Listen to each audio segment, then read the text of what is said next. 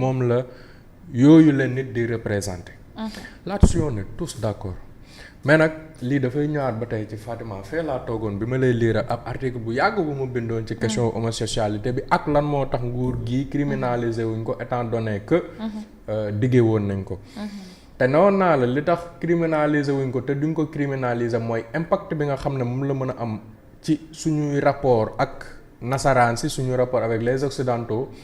Fatima il faut ñu fàttali nit ñi ne c'est bien beau ce discours de souverainisme là et cetera. Mais aujourd'hui le Sénégal dépend à 30% ci suñuy recette ci financement extérieur lay jóge quand je dis financement extérieur mooy ay dons mooy ay programme banque mondiale et fii diggante 20 ba 30% ci financement extérieur ci la financement extérieur la état du Sénégal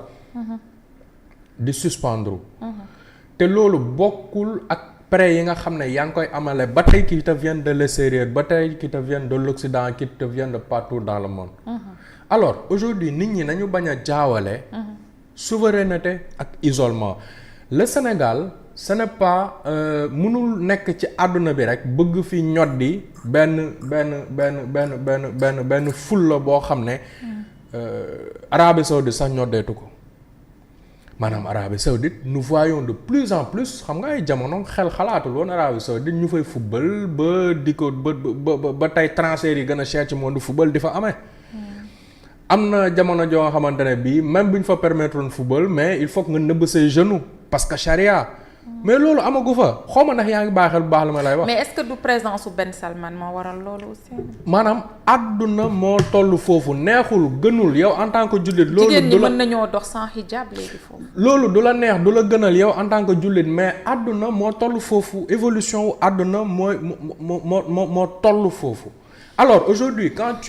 léegi nag bu fekkee ne les grandes puissances islamiques ñoom ci seen jëmmi bopp ñoom ñooy xool comment mettre de l'eau dans leur vin. di xool naka la ñuy tijjilee seen buntu tubaab yi naka la ñuy tijjilee seen buntu àdduna parce que ay soxlante la amaana ñoom ñu ngay pétrole amaana ñoom ñu ngay gaz mais dafa bëri leneen loo xam ne amuñu ko te pour ñu am ko fa ñu tijji seen i buntu. ñi ñuy tijji seen i buntu Qatar ba ñu bëggee dalal coupe du monde mais dafa bëri ci lu nga xamante ne bi ay valeur la ay principe la yoo xam ne moom la ñuy dundee ci seen réew. mais ils ont été obligés d'alléger un peu de mettre un peu d'eau dans leur vin parce que loolu mooy mondialisation. léegi nag bu fekkee des puissances pétrolières et gazières comme ça ñoom ñoo mën di nekk dans la diplomatie di naxanteeg état yi di léegi yow un petit pays boo xam ne Shanghai c'est une ville moom moo la ëppale budget Paris c'est une ville moom moo la ëppale budget toi tu es un petit pays c'est-à-dire c'est bien ce discours-là de souverainisme nous sommes fiers et cetera le Sénégal des fiers guerriers c'est bien mais nous sommes un petit pays dans le monde. maanaam à un moment donné il faut un peu que suñu njiit yi di bañ a topp euphorie wu man kat su ma waxee nii dina neex Baba Ndiaye déedéet il faut que ñuy xool aussi lan mooy intérêt wu Sénégal ci àdduna bi il faut ñu comprendre ñun dépendance bi nga xamante ne bii c'est une réalité c'est factuel bi nga xam ne dañ ko am ci Occident bi. position bi nga xam ne moom la Belgique amee bon je ne sais franchement je ne comprends pas du tout comment un premier ministre peut confondre Luxembourg et Belgique mais bon on va passer là-dessus. alors position bi nga xam ne moom la Belgique amee Fatima. mais moom la Espagne di am moom la États-Unis di am. moom la France di am maanaam yow aujourd'hui à part les pays du Moyen-Orient.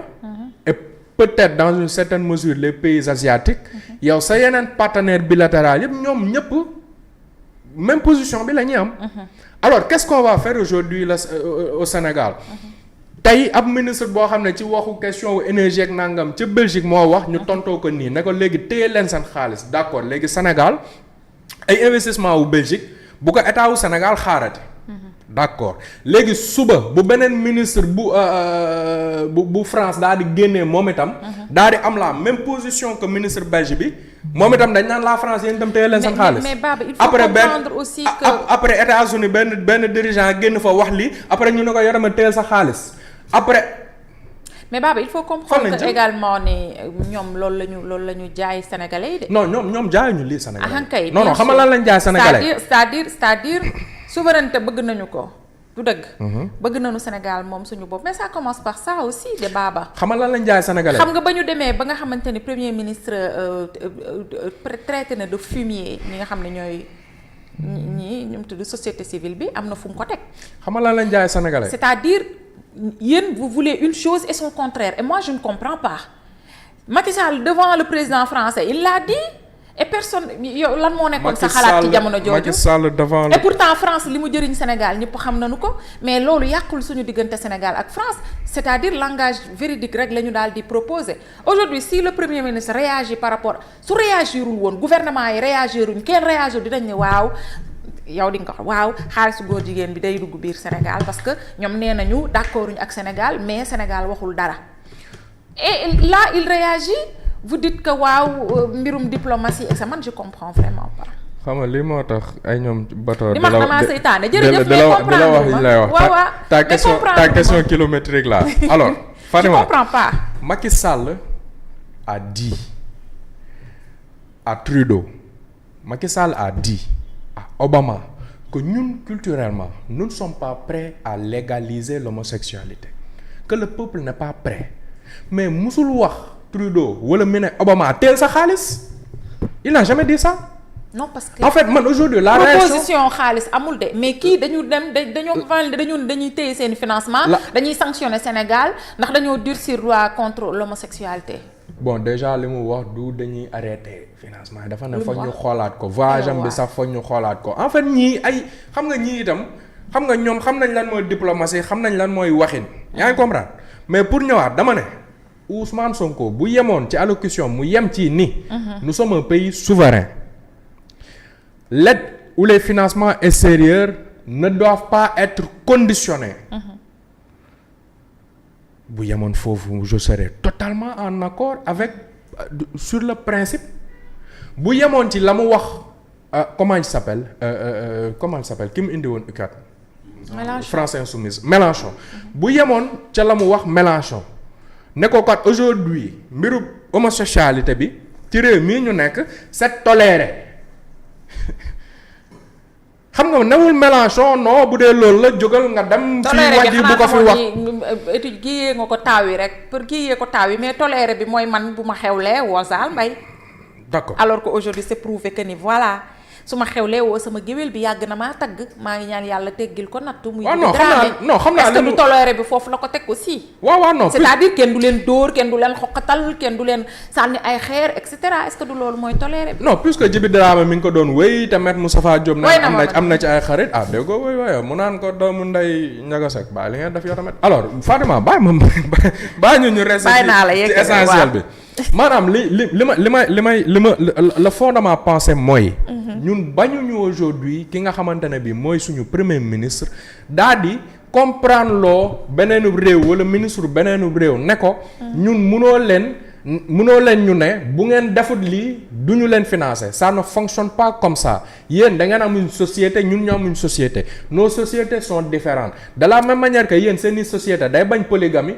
ñun suñu société day nangu polygamie mais c'est de la même manière que yéen seen société ni nga nangoo homosexualité ñun suñu société day bañ homosexualité parce que ce sont des questions culturelles et ce sont pour des raisons culturelles et religieuses loolu c'est juste une question de communication maanaam diplomatiquement war nga ko mën a waxee nu nga xamante ne bii doo heurter ki nga jàkkaarloo doo heurter sa vis-à-vis surtout que diplomatie rapport de force la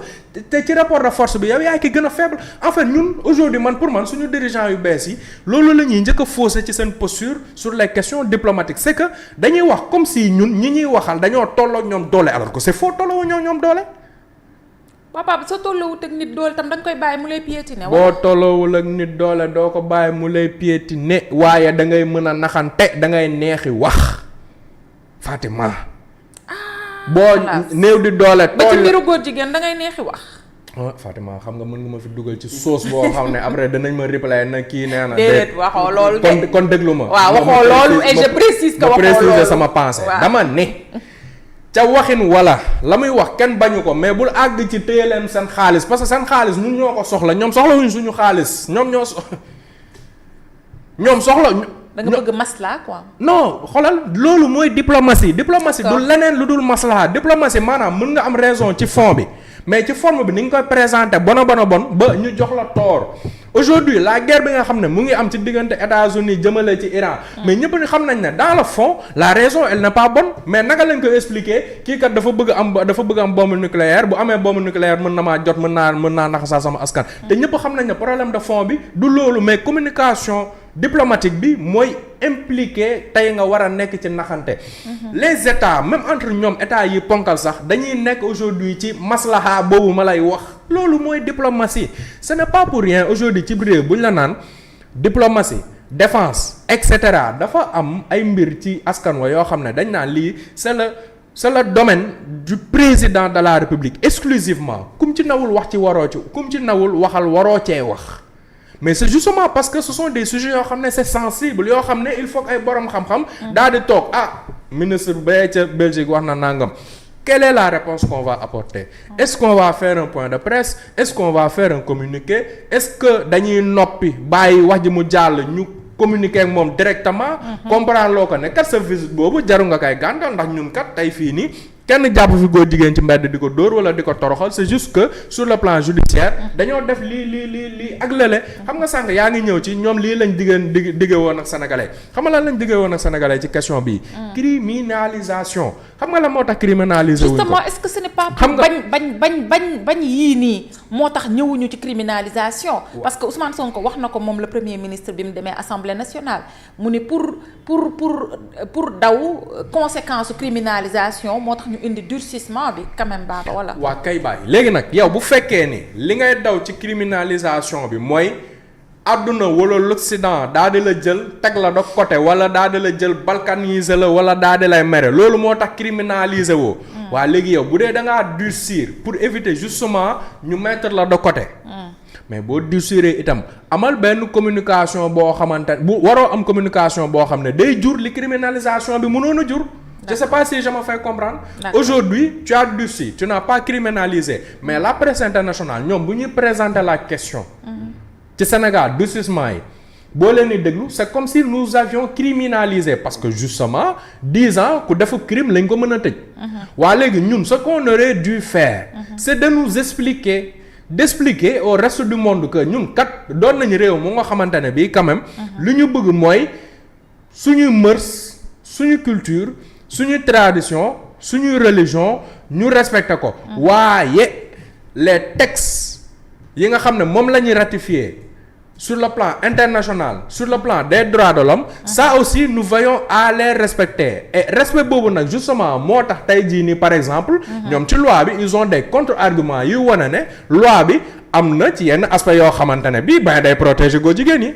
mooy par exemple je n'ai pas aujourd'hui le droit à la délation man aujourd'hui je n'ai pas le droit de dire kii góor jigéen la parce que dañ ma ne foog nga indi preuve boo indiwul preuve mën nañ la cee tëj mais loolu c'est une avancée pour ñoom góor jigéen ñi je suis désolé aujourd'hui nag sur le plan diplomatique quand tu es censé défendre un pays et les intérêts d'un pays waroo xool yow sa axolaay taalaa yow Fatima déglu li ma lay wax de maa ngi lay déglu ab réew bu ñu la fa jiitalee nga jiitu fa waroo xool yow sa axolaay taalaay sa jëmmi bopp waroo xool yow sa diine lam la wax yow sa jëmmi bopp constitution la ñu am président bi waatul ci bible waatul ci alxuraan ci laïcité la ñuy dund dafa am yu nga xamante ne bii ce sont des contradictions avec la république et ce qu'elle représente bu ñu bëggee dem vers lenn li il faut passer de république démocratique à république islamique wala à une république religieuse I don't know mais ñun suñu constitution nañ ko tëggee ci jëmmi boppam moom excusez-moi moom moo àndul moom ci jëmmi boppam moo àndul ak une certaine communication parce que ñun encore une fois nous sommes un pays pauvre très endetté ñun fii ci suñu biir suñu pootum biir la politique intérieure ci suñu biirub réew noo xalal mën nañ ne kuñ fi jàpp ngay def yooyu ñu xaddaaw la man de buñ ko décidé woon ma d'accord ci wallaahi man moo ma doon gënal laa wax mais dama ne comme que nous ne sommes pas vers ça comme que nekkuñu ci loolu sur le plan de la communication mais sëñ bi la diplomatie dafa am solo surtout bu dee un pays boo xamante ne bii je le rappelle nous dépendons à entre 20 et 30% du financement extérieur de l'aide étrangère te 20 à 30% yooyu noonu ba tey bokkul ak beneen pourcentage bi nga xam ne mooy jógee ci prêt yi nga xam ne ci seeni réew ñoom lay jógee aujourd'hui communication bi premier ministre bi tenir avec la Belgique bu ko tenir avec les États-Unis tenir ko avec la France tenir ko avec waaye léegi ñun après kan la ñuy dese aide au développement bi kan moo koy financer les projets structurés kan moo koy financer. bu dee FMI tey d'accordul ak démarches yi nga xamante ne bi yaa koy am. mais kan mooy garantir say en fait c'est toute cette question yooyu noonu yëpp la ñu war a poser aujourd'hui sur la table comprendre ne ce sujet-là il est plus sensible que ni ñu ko bëgg présenter ñun. maanaam ñun li ñu bëgg a dégg. du forcément loolu mooy l'intérêt supérieur de la nation sénégalaise. Et aujourd'hui quand tu es un gouvernant li la war a ëpp solo c'est l'intérêt supérieur de la nation sénégalaise. Le président Macky Sall mais nous savons tous qu'il est hétéro. Nous savons tous que il n'avait amul woon lenn lu war a mën a tax mu défendre en tout cas dama ci wàllu politique intérieure. amul woon benn avantage bu muy tirer sur le fait de défendre l'homosexualité. mais bu ci doon wax di am nu mu ciy waxee di choisir ses mots. di ci wax avec. diplomatie avec diplomatie. D'accord très bien merci beaucoup Baba ñu ñëw ci